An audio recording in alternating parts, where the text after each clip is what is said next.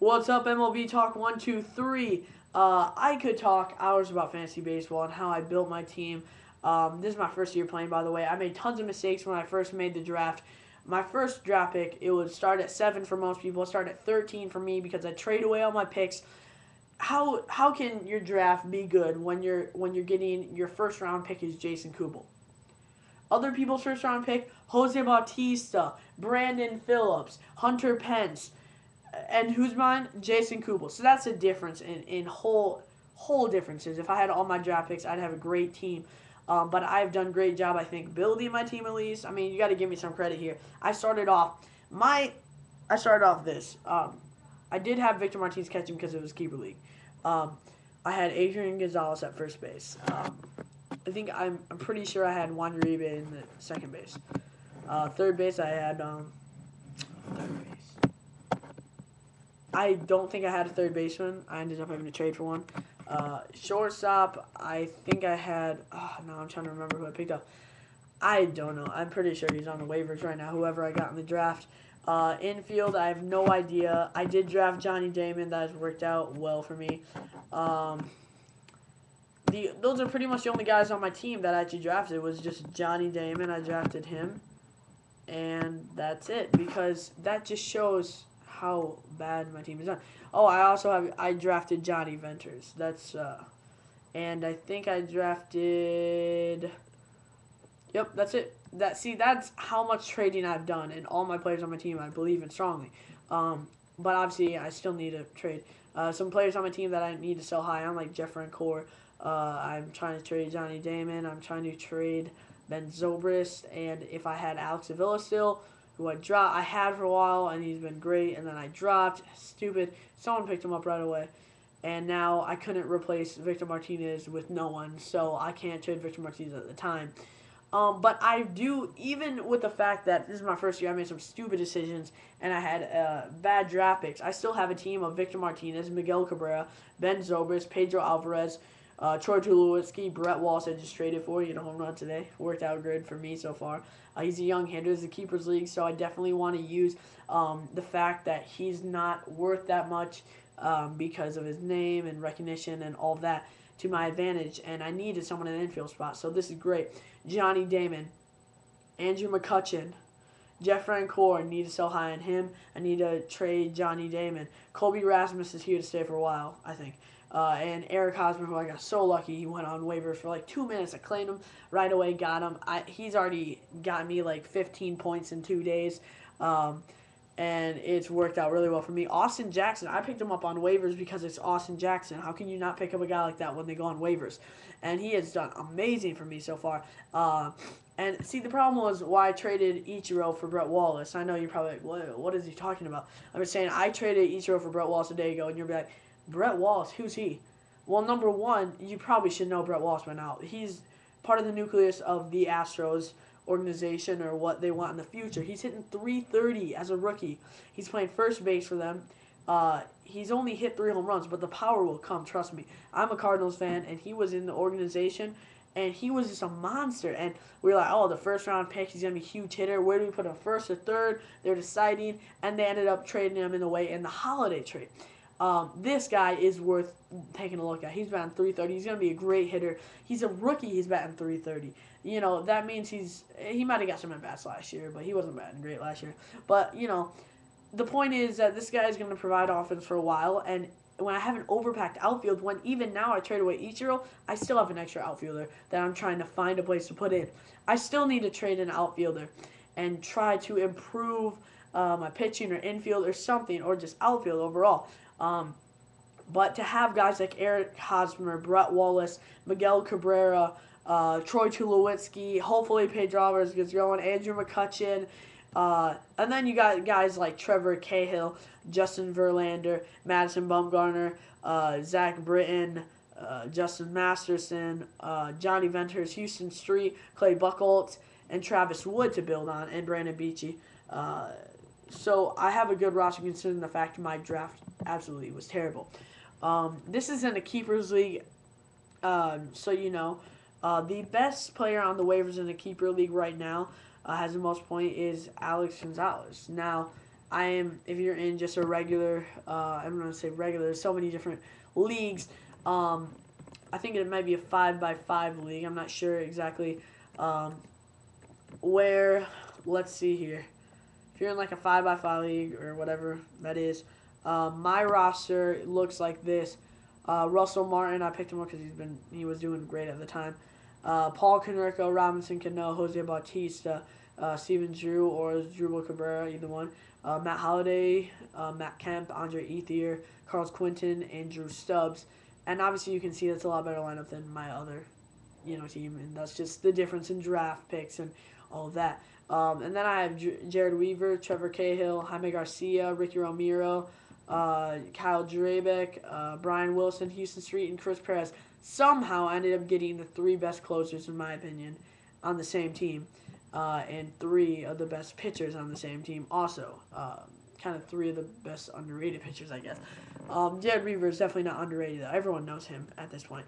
On the waivers on this one, like I said, the difference kind of teams. Alex Gonzalez is probably the 20th on points-wise in this one, and points-wise on the waivers. I could pick up Johnny Peralta, Michael Brantley, Johnny Damon, Todd Helton, Coco Chris, Darwin Barney, Miser Isturis, Mike Stanton. If Mike Stanton went on the waivers in 2 minutes, he'd be picked up just because of the whole fact of keepers. It's total different outlook when you have a keeper league because you want to get young guys that are really developing at a low price. So if you can get a guy like Mike Stanton who's going to provide you good offense for not having to trade away a big part of your team, why wouldn't you? It's and I've actually done very well fantasy this year. My advice if you're building a keeper league, I like keeper leagues. You really got to sometimes. It helps to trade for a guy who has a name. He might not produce as much, but has a name, because what you can do then is you can trade for a guy that oh, well, you like what I did, all right? So I did a huge trade that helped me tremendously, I think. But earlier in the offseason, I traded pretty much everyone on my team. No, I mean, I traded a lot of guys, though, a lot. And got guys like Josh Hamilton. I knew the risk on him, and I really could care less. I mean, yeah, it sucks that he's hurt, but at the same time, I already have an overcrowded outfield. And when he gets back, my people are, there's a guy who I'm talking about. I talked about fantasy a lot. We talked about trades and stuff. And he's like, I don't think you're going to, you might not make it to the playoffs because your outfield is too sketchy. I don't think you could go be the first seed or something like that. And I'm like, yeah, I can see what you're saying. It is sketchy. But you realize that I have Josh Hamilton coming back. And I have an outfield of Andrew McCutchen, Jeff Francoeur. At the time I got him off waivers. That's definitely been a good waiver free agent pickup, as you can tell. I can sell high on him once Josh Hamilton gets back. But Josh Hamilton is a guy that I'd also want to sell high on because, yes, he can be incredibly good, but there's so much of a risk of him getting hurt that it's like, when he's in there, you're almost looking for a replacement if he gets hurt, and that's something that you definitely don't want to have to deal with. But anyway, my outfield consists of Josh Hamilton, Andrew McCutchen, Jeff Francoeur, Colby Rasmus. And Johnny Damon I have in there, and Austin Jackson. Now, there's 4 spots for my outfielders. And I have an outfielder on the bench right now. Sorry about that. Got something in my eye. You're gonna be like, yeah, right, he's crying. Why would I be crying? I'm talking about fantasy baseball.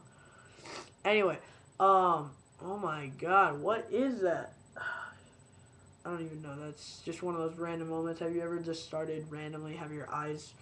I have really bad allergies. Oh my God, those are like the worst excuses ever. There's something in my eye and I have bad allergies. But it is true, I do have really bad allergies. But anyway, when I get Josh Hamilton back, my outfield is going to be looking a lot better. In my outfield spot, it's going to be Colby Rasmus. Left field, probably Josh Hamilton. Right field, I'm going to have to decide probably, right now I only have one right fielder anyway, Jeff Francoeur. And center field, I have Andrew McCutchen. So when you have an outfield of Colby Rasmus, Andrew McCutchen, and Josh Hamilton, I don't think that's sketchy at all. I definitely do want to sell high and Frank Core and Damon and maybe get a guy like Curtis Granderson. Um, except I do need to get a right fielder. Dang it. No, but I mean, there's tons of right fielders out there that I could target. And when I get Josh Hamilton back and healthy, it's something I definitely will look into. And then maybe I can trade Hamilton for another guy. But that I don't know. I'm always thinking of. I'm not a fantasy baseball nerd, but when I do get on fantasy baseball, I guess I kind of am a fantasy baseball nerd. I don't spend a ton of time on it because of the fact that I do think it is a waste of time, but it's also very fun. And when you're playing fantasy baseball, it's hard not to play fantasy baseball. I'm involved in a lot of things though too, and so I can't spend all my time on fantasy baseball. It's a good thing I don't because it would be too much. It really would be. But fantasy baseball can be very fun. It can be rewarding, and you really feel like you're a GM and making a team, which is really cool feeling. When you're building the team, look at people's values, look at guys that maybe not too many people know about, and claim them before they get noticed by the whole mainstream public and get added. Because trust me, I noticed a guy named Michael Brantley a long time ago when I had Score Center, and I didn't do anything, and now I'm wishing I claimed him. You don't want that to happen. Also, a guy like Eric Hosmer. I knew about Eric Hosmer. Why didn't I claim him? I don't know. And then when he does get claimed, it's like you want what you don't have. When he does get claimed, you're trying to desperately trade for him. And I was lucky that I didn't have to trade anything for him. But then another guy like Anthony Rizzo. I got Eric Hosmer, and I could have also picked up Anthony Rizzo, where he's going to be in the Padres organization very soon, and I can have that for a trading value. Obviously, when I have Brett Wallace, Eric Hosmer, and Miguel Cabrera on the same team, I can't possibly fit another power-hitting first baseman. There's no room for it. So if I got Anthony Rizzo, I picked up Brandon Belt, but that was after he got demoted. That's why he even ended up on the waivers, because he was demoted, so he's not useful for anything. But to me, I think he is, because he has trade value. Obviously, I don't need him. I'm sorry you probably don't care about my fantasy baseball rants, as I would call them. Not rants, but just fantasy baseball, my fantasy baseball in general. I bet you don't care at all, but I think that maybe you can enjoy listening of what I think about how you would build a team. Pitching is a totally different story, but main thing on that is just go get some good pitchers. That's all you got to do. If you're going to keep really finding young, good pitchers, there's a lot of them on the waivers. Not as many now because most of the good ones have been weeded out. I was so smart. I picked up guys I didn't even know like their names. I see, they're 2-0. All right, I'm going to get them. I'm going to pick up Zach Britton. I'm going to pick up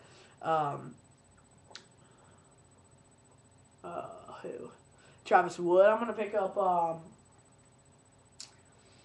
I can't think of the names now, but I'm not on right now, so I wouldn't know. But I pick up these guys that they're great pitchers. They're all my pitchers are good, and they're all young, and they're all good. And of course, I get a guy named Trevor Cahill in a trade that won 18 games last season, and everyone's like, "Oh, he's not going to be as good as last season," and he's probably leading the discussion for Cy Young Award. So I'm pretty smart, I would say, and I have Justin Verlander who threw a no-hitter. So I'm happy about my team so far. I am 4-1 or 5. I don't really remember. But yeah, that's a little bit about how I build my fantasy baseball team.